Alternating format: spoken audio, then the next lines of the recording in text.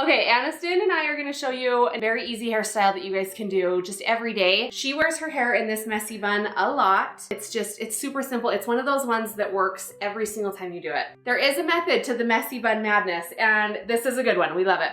Yeah, messy is better. Okay, so Aniston's in charge of the hair box. If you haven't seen the hair box, I have it in so many blog posts. First up, we gotta get her hair into a good ponytail. You can definitely do this with regular hair elastics. We just really love the telephone cord ones, but it's up to you. Try and get the messy bun as close to the top of the head as you can.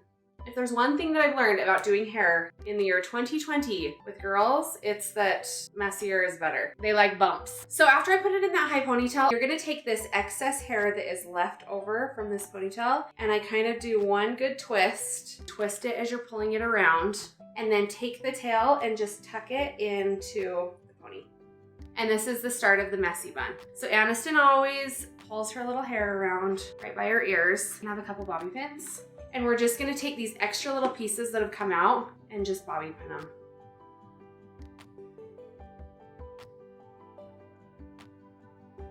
I'll take this other end and fan it down. This is what we're looking like. This right here is that very first poof, and then this is where you turn the hair and just wrap it around it. And then right here, sometimes you can see the elastic.